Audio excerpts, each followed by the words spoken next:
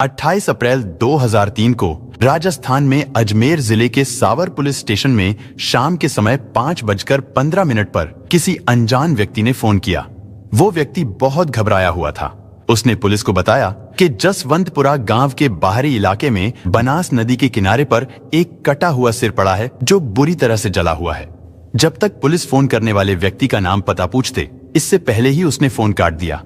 लेकिन सूचना मिलते ही सावर पुलिस स्टेशन के एसएचओ सुरेंद्र सिंह तुरंत अपनी टीम के साथ बनास नदी के किनारे पर पहुंचे और जब उन्होंने सूखे तल पर पिलर नंबर 11 के पास जाकर देखा तो वहां पर वास्तव में एक जला और कटा हुआ सिर पड़ा था। वहां पर उन्हें एक प्लास्टिक का थैला भी मिला, उस पर भी खून लगा हुआ था। अभी पुलिस जांच कर ही रही थी, तभी अचानक पुलिस को देखकर कुछ स्थानीय लोग भागते हुए बदहवास हालत में वहां पहुंचते हैं। उन्होंने पुलिस को बताया कि गांव के बाहर बजरंग नाम के व्यक्ति के कुएं में एक गठरी तैर रही है, जिसकी वजह से कुएं से बहुत बदबू आ रही है और वहीं पुलिया के पास खून से सने कुछ कपड़े भी पड़े हुए हैं। पुलिस तुरंत उस कुएं की ओर दौड़ती है। रास्ते में बनास नदी से 2 किलोमीटर की दूरी पर एक पुलिया के नीचे सावर पुलिस को एक शर्ट, तकिया, टेबल का कवर और 2 प्लास्टिक के कट्टे मिलते हैं। वो सब खून से सने हुए थे। इसके बाद पुलिस जसवंतपुरा गांव के बाहर बजरंग नाम के व्यक्ति के कुएं पर पहुंचती है। उस कुएं में गठरी तैरती दिखाई दे रही थी। उसे रस्सी में लोहे का हुक बांधकर ग्रामीणों की मदद से बाहर निकाला गया। लेकिन जैसे ही उस गठरी को खोला गया तो उस गठरी के अंदर का दृश्य देखकर पुलिस वालों के भी होश खराब हो गए। उस गठरी के अंदर एक व्यक्ति की नग्न लाश थी। वो लाश जगह जगह से जली हुई थी। उसका सिर भी कटा हुआ था। उसकी आंतें बाहर निकली पड़ी थीं, जिसकी वजह से उस लाश से बहुत ही गंदी बदबू आ रही थी। अब ये बात तो साफ हो चुकी थी कि कातिलों ने किसी व्यक्ति का कत्ल करके उसकी पहचान छिपाने के लिए शव को काटकर फिर उसे जलाकर अलग अलग जगहों पर फेंक दिया था। पुलिस ने लाश के सिर और धड़ को सावर हॉस्पिटल की मोर्चरी में भिजवा दिया। वहां पर उसका पोस्टमार्टम किया गया। इधर पुलिस ने उस व्यक्ति की पहचान करने की बहुत कोशिश की, लेकिन उस शव की पहचान नहीं हो पाई। पोस्टमार्टम करने वाले डॉक्टर्स ने पुलिस को बताया कि मृतक की बाईं आंख के नीचे एक स्टील का तार लगा हुआ है, यानी उसकी पहले भी कोई मेजर सर्जरी हुई थी। उसी सर्जरी के दौरान ये तार लगाई गई होगी। लेकिन पुलिस को नहीं पता था कि आगे चलकर यही स्टील का तार उनके लिए इस केस की इन्वेस्टिगेशन में सबसे अहम कड़ी साबित होगा। खैर, शव की शिनाख्त ना होने पर कुछ समय बाद उसका अंतिम संस्कार कर दिया गया। जहां एक तरफ पुलिस के लिए ये सिर कटी लाश अनसुलझी पहेली बनी हुई थी, वहीं दूसरी ओर किशनगढ़ शहर में रहने वाले एक बड़े मार्बल कारोबारी भवानी शंकर शर्मा अचानक लापता हो गए थे। भवानी शंकर शर्मा पिछले कई दिनों से अपने गोडाउन पर नहीं आ रहे थे, जिस कारण मजबूरी में उनकी जगह अब उनकी पत्नी निधि शर्मा को ही मार्बल गोडाउन पर आना पड़ रहा था। भवानी शर्मा और निधि के 2 बच्चे भी थे। भवानी शंकर किशनगढ़ का ही रहने वाला था। शादी के कुछ साल बाद वो अपने माता पिता से अलग अपनी पत्नी और बच्चों के साथ किशनगढ़ में ही दूसरे फ्लैट में रहने लगा था। पत्नी के प्रेशर के बाद वो माता पिता से अलग तो रहने लगा था, लेकिन भवानी शंकर हर रोज अपने माता पिता से फोन पर बात करता था, उनका हाल चाल पूछता था। वो अक्सर उनसे मिलने भी चला जाता था। लेकिन अब अचानक दुर्गा प्रसाद की अपने बेटे भवानी शंकर से बातचीत होनी बंद हो गई थी, जिसकी वजह से उन्हें भवानी शंकर के बारे में कुछ भी पता नहीं चल पा रहा था। 25 अप्रैल 2003 को भवानी शंकर आखिरी बार अपने माता पिता से मिलने आया था। उस दिन वापस अपने घर पहुंचकर उसने अपने पिता को यह बताने के लिए फोन भी किया था कि वो ठीक ठाक घर पहुंच गया है।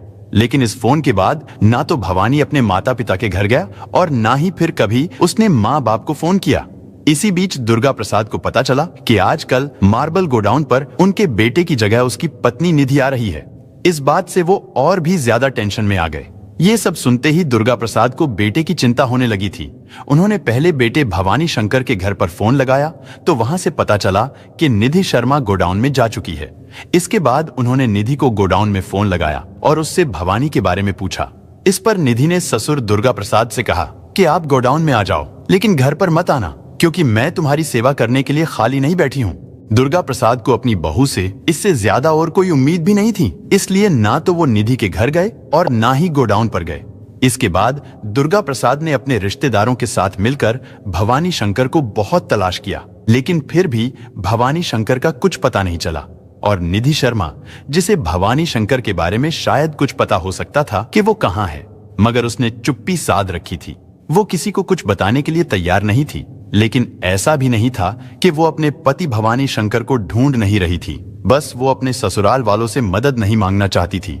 इसी बीच 4 मई 2003 को दुर्गा प्रसाद अपने घर बैठे चाय पीते हुए अखबार पढ़ रहे थे। लेकिन जैसे ही उन्होंने अखबार के पन्ने को पलटा तो अचानक उनके हाथ से चाय का कप छूटकर फर्श पर गिर पड़ा। उन्होंने दोनों हाथों से अपने सिर को पकड़ लिया। आखिर उन्होंने अखबार में ऐसा क्या देख लिया था जिसे पढ़कर उनकी हालत खराब हो गई थी। दरअसल उस अखबार में लिखा था कि सावर पुलिस को एक व्यक्ति का जला हुआ सिर मिला है, जिसकी बाईं आंख के नीचे स्टील का तार लगा हुआ है। साथ ही मृतक की दाहिनी कलाई पर एक मोली का धागा भी बंधा है। इतना पढ़ते ही दुर्गा प्रसाद को यह आभास होने लगा था कि शायद उनके बेटे के साथ कुछ बहुत ही भयानक हुआ है। उन्हें लग रहा था कि शायद ये शव उनके बेटे भवानी शंकर का ही है। ये ख्याल आते ही दुर्गा प्रसाद के हाथ पांव सुन हो गए। दरअसल भवानी शंकर का कुछ साल पहले एक एक्सीडेंट हो गया था। उस एक्सीडेंट में भवानी के बाएं गाल की हड्डी टूट गई थी, जिसके बाद दिल्ली के सर गंगा राम हॉस्पिटल में एक सर्जरी के दौरान भवानी शंकर को भी उसी तरह का तार लगाया गया था। ये खबर पढ़ते ही दुर्गा प्रसाद ने तुरंत अपने तीनों बेटों, दामाद और भवानी शंकर की पत्नी निधि को फोन किया और उन्हें भी अखबार में छपी इस खबर की जानकारी दी। साथ ही दुर्गा प्रसाद ने उन सभी को पुलिस स्टेशन चलने के लिए तुरंत अपने घर पहुंचने को कहा। उनके बुलाने पर सब रिश्तेदार आ गए थे, लेकिन भवानी शंकर की पत्नी निधि नहीं आई थी। ऐसे में उसे उसके घर से ही पिकअप किया गया। निधि ने उनके साथ चलने से पहले अपने घर के सभी कमरों को लॉक किया और उनकी चाबियां अपने साथ लेकर पुलिस स्टेशन चली गई। जब परिवार के सभी लोग सावर पुलिस स्टेशन पहुंचे तो दुर्गा प्रसाद ने पुलिस को बताया कि उनका बेटा भवानी शंकर शर्मा पिछले 8 दिनों से लापता है। दुर्गा प्रसाद ने पुलिस वालों को अखबार में छपी उस खबर और स्टील वाली तार के बारे में भी बताया। साथ ही उन्होंने उस लाश को देखने की भी मांग की। पुलिस ने उन्हें बताया कि वो लाश पूरी तरह से गल चुकी थी, इसलिए हमने उस शव का पूरे रीति रिवाज के साथ अंतिम संस्कार कर दिया था, लेकिन हमने उसके पास से मिले कपड़े और कुछ सामान को संभाल कर रख लिया था। वो सामान हम आपको दिखा देते हैं। लेकिन जैसे ही पुलिस ने खून से सना कपड़ों का वो थैला निधि और दुर्गा प्रसाद के सामने रखा तो निधि उस थैले को खोलने से पहले ही जोर जोर से चिल्लाने लगी कि ये कपड़े उसके पति भवानी शंकर के ही हैं। एसएचओ सुरेंद्र सिंह को निधि की ये हरकत थोड़ी अजीब लगी, लेकिन वो किसी नतीजे पर पहुंचने से पहले और ज्यादा पुख्ता सबूत चाहते थे। दुर्गा प्रसाद ने खून से सनी शर्ट को देखकर कहा कि हाँ, ये कपड़े भवानी शंकर के हैं।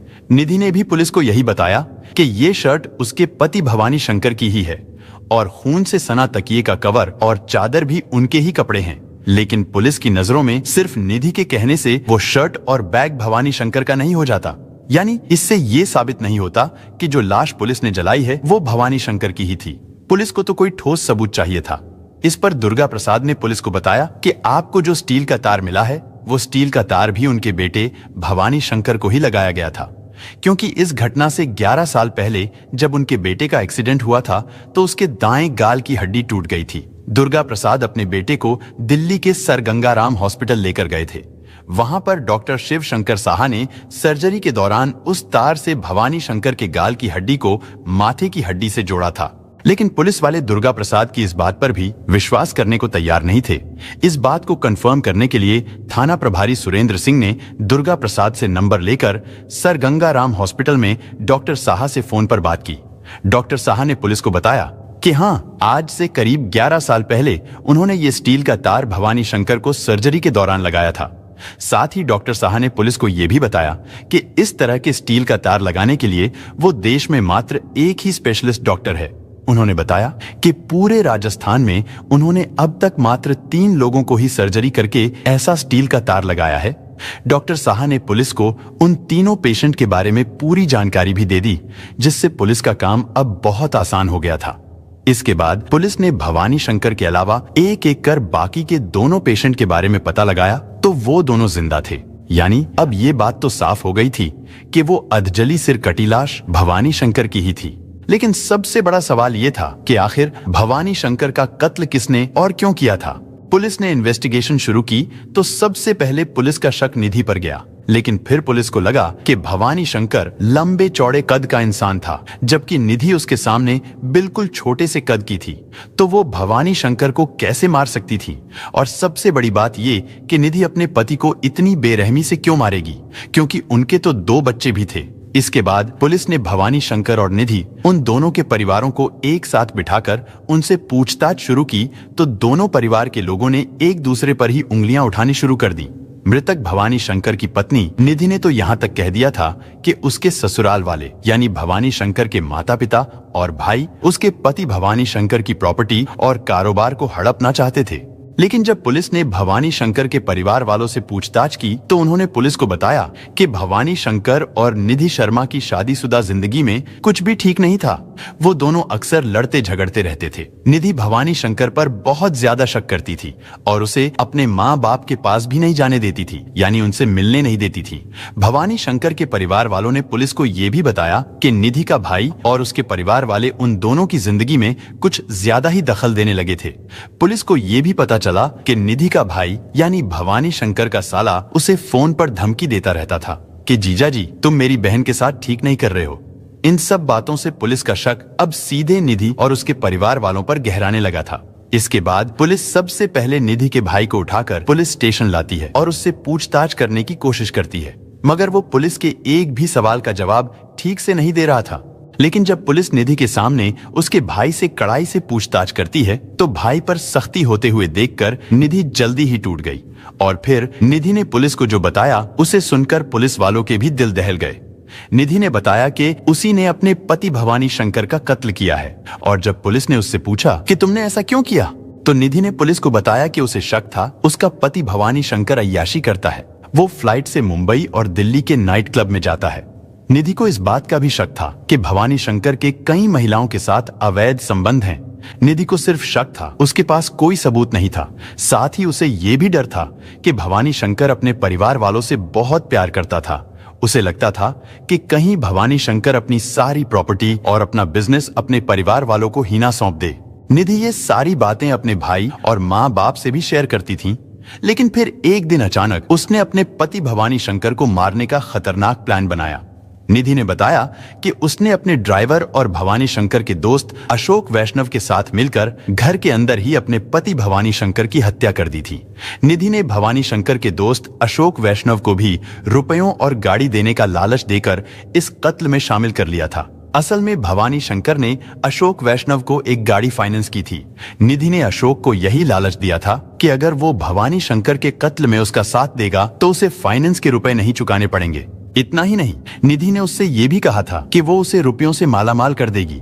बस इसी लालच में आकर अशोक उसका साथ देने के लिए तैयार हो गया था। इसके बाद जब भवानी शंकर शाम को अपने गोडाउन से घर वापस आया तो निधि ने सबसे पहले भवानी शंकर के जूस में नींद की गोलियां मिलाई। उस जूस को पीते ही भवानी शंकर बेहोश हो गया। इसके बाद निधि ने अशोक को आवाज लगाई। अशोक अपने साथ एक कुल्हाड़ी भी लेकर आया था। अशोक ने बेहोश पड़े निधि के पति और अपने दोस्त को कुल्हाड़ी से वार करके कत्ल कर दिया। अशोक ने अपने जिगरी दोस्त भवानी शंकर के धड़ और सिर को कुल्हाड़ी से अलग कर दिया था। गर्दन अलग होते ही भवानी शंकर के शरीर से खून का फुवारा छूट गया।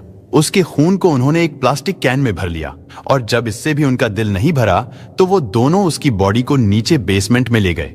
वहां पर उन्होंने उसकी बॉडी को जलाने की कोशिश की, लेकिन भवानी शंकर की बॉडी पूरी तरह से नहीं जली थी। इसके बाद वो दोनों भवानी के सिर को छत पर लेकर गए। वहां पर उन्होंने भवानी के सिर को गैस बर्नर पर रखकर उसे पूरी तरह जला दिया, जिसके बाद उन्हें पूरा विश्वास हो गया था कि अब कोई भी उस सिर की पहचान नहीं कर पाएगा। इसके बाद वो लोग भवानी के शव को और खून में सने उसके कपड़ों को गाड़ी में रखकर जंगल की ओर निकल पड़े। जिस कुल्हाड़ी से भवानी शंकर का कत्ल किया गया था, उन्होंने उस कुल्हाड़ी को एक बबूल के पेड़ के नीचे फेंक दिया था। रात के करीब 2 बज चुके थे। अशोक और निधि भवानी की लाश को लिए इधर उधर भटक रहे थे, क्योंकि उनका प्लान ये था कि वो लोग भवानी की लाश को बनास नदी में फेंक देंगे। लेकिन जब वो लोग बनास नदी के पास पहुंचे तो अचानक अशोक को गश्त कर रही पुलिस की गाड़ी के सायरन की आवाज सुनाई दी। वो पुलिस की गाड़ी उनकी तरफ ही बढ़ती चली आ रही थी, जिसे देखकर निधि और अशोक बुरी तरह घबरा गए। वो लोग भवानी शंकर की लाश को छोड़कर भागने ही वाले थे, लेकिन तभी उन्हें एक कुआं दिखाई देता है। जल्दी जल्दी में उन्होंने भवानी के धड़ को उस कुएं में फेंक दिया। फिर थोड़ी दूरी पर वो लोग उसके कपड़ों को भी फेंक देते हैं और सबसे आखिर में उन्होंने उसके सिर को भी फेंक दिया। इसके बाद उन्होंने भवानी के शरीर से निकले हुए खून से भरे उस कैन को हटुंडी नाम की जगह पर एक गड्ढा खोदकर उसमें गाड़ दिया। इसके बाद वो लोग वापस किशनगढ़ आ गए। किशनगढ़ लौटने के बाद अगले दिन सुबह को निधि ने घर में काम करने वाली एक महिला को बुलाकर साफ सफाई करवाई। उस दौरान काम करने वाली महिला ने फर्श पर लगे खून के धब्बे देखकर निधि से पूछा भी था कि ये धब्बे कैसे हैं। इस पर निधि ने उससे कहा था कि ये खून नहीं, कलर है। इधर जब पुलिस मौकाए वारदात यानी भवानी शंकर के घर पर जांच करने के लिए पहुंची तो वहां पर पुलिस को भवानी शंकर की लिखी एक डायरी मिलती है। दरअसल भवानी शंकर को डायरी लिखने का भी शौक था, लेकिन उस डायरी में जो लिखा था उसे सुनकर शायद आपकी आंखों में भी आंसू आ जाएंगे, इसलिए भवानी की इस दुख भरी जिंदगी को बहुत ध्यान से सुनना। दरअसल भवानी भले ही एक बड़ा बिजनेसमैन था, लेकिन वो अपनी जिंदगी में खुश नहीं था, क्योंकि जब पुलिस ने उस डायरी को पढ़ना शुरू किया तो पता चला कि भवानी की पत्नी निधि उसे एक बार नहीं बल्कि बार बार मारती थी। भवानी शंकर की डायरी ने निधि को लेकर कई खुलासे किए थे।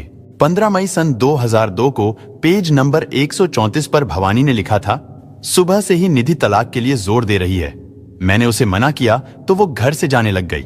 मैंने उसे रोकने की कोशिश की तो उसने मुझ पर पलटवार भी किया। मैंने उसे दिखाने के लिए कोर्ट के नंबर लिए और फोन भी लगाया। मुझे पता था कि कोर्ट में दोपहर 1 बजे तक ही काम होता है, इसलिए मैंने जानबूझकर टाइम जाया किया। फिर दोपहर 1 बजे हम दोनों कोर्ट में पहुंचे, तब तक कोर्ट बंद हो गया था। उसने वकील के पास चलने की जिद की तो हम वकील के पास गए और तलाक के पेपर रेडी करने को कहा। वकील ने हम दोनों को बहुत समझाया। इसके बाद निधि गुस्से में मोटरसाइकिल से जयपुर के लिए रवाना हो गई। मैंने उसे बहुत ढूंढा, लेकिन उसका कोई पता नहीं चला। इसके बाद मैं घर पहुंचा तो पता चला कि उसने बाहर चाय बनाने वाली महिला को कहा था कि मेरे दोनों बच्चों को घर के अंदर बंद करके बाहर से गेट लगा देना। इसके बाद वो रात को 11 बजे घर लौटी थी। इसके बाद 20 मई सन 2002 को पेज नंबर 139 पर भवानी ने लिखा था, निधि ने मुझसे पूछा कि मैंने उसके बुरे व्यवहार और स्वभाव के बारे में उसके घर वालों को क्यों बताया है। उसने मुझे कहा कि तुम मेरी इमेज खराब कर रहे हो। उसी दिन भवानी ने यह भी लिखा था कि उसने मुझे धमकी दी, या तो मैं अपनी कंपनी बंद कर दूं और अपने सारे स्टाफ को बाहर निकाल दूं, नहीं तो वो मेरे खिलाफ झूठा केस दर्ज करवाएगी। मैंने उससे रिक्वेस्ट की, लेकिन वो नहीं मानी। उसने कहा कि स्टाफ को तो निकालना ही पड़ेगा, वो मेरे लिए और बच्चों के लिए खाना भी नहीं बनाती है। अगर दुखी मन से उसके मायके वालों को कुछ बताता हूँ तो निधि धमकाती है। उसके मायके वाले भी ध्यान नहीं देते हैं। वो दिन भर घर से गायब रहती है और रात में लेट घर आती है। इसके बाद 4 जून 2002 को पेज नंबर 154 पर भवानी ने अपना दर्द कुछ यूं बयां किया था। भवानी ने लिखा था, मुझे डर है कि मुझे खाने में जहर दिया जा रहा है। पता नहीं वो मेरे खाने में ऐसा क्या मिलाती है। आजकल मेरी जीभ लड़खड़ाने लग गई है। एक दिन मैंने उसे वो दाल खाने को कहा जो वो मेरे लिए लेकर आई थी। निधि ने वो दाल नहीं खाई, बल्कि उसने वो दाल बाहर गिरा दी। इससे मेरा शक और गहरा हो गया। यानी भवानी शंकर जानता था कि निधि उसे मारना चाहती है, लेकिन फिर भी वो रिश्ता निभाने के लिए सब कुछ सहता रहा। शायद अपने उन 2 मासूम बच्चों के लिए, क्योंकि ऐसा सिर्फ एक बाप ही कर सकता है। खैर, भवानी शंकर की ये डायरी अब निधि के खिलाफ सबसे बड़ा सबूत था। इसके बाद 30 जुलाई 2004 को एडिशनल सेशन कोर्ट के जज केकड़ी द्वारा निधि शर्मा और अशोक वैष्णव को भवानी शंकर शर्मा की हत्या का दोषी मानते हुए उन दोनों को आजीवन कारावास की सजा सुनाई गई। इसके बाद उन दोनों ने सेशन कोर्ट के इस फैसले को हाई कोर्ट में चुनौती दी, लेकिन हाई कोर्ट ने भी उम्र कैद की सजा को बरकरार रखा। निधि और भवानी शंकर के दोनों बेटों को पिता की हत्या हो जाने और मां के जेल जाने के बाद दादा दादी की कस्टडी में दे दिया गया। उन्होंने ही उन दोनों बच्चों की परवरिश की। इधर साल 2024 में सजा पूरी हो जाने के बाद निधि को जेल से रिहा कर दिया गया और अब निधि का अपने दोनों बच्चों के साथ भवानी शंकर की प्रॉपर्टी को लेकर विवाद चल रहा है।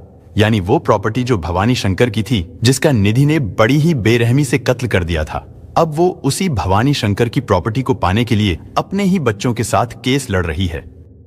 दोस्तों, इस घटना को सुनाने का उद्देश्य किसी का दिल दुखाना नहीं है, किसी को परेशान करना नहीं, बल्कि आपको जागरूक करना है, आपको सचेत करना है।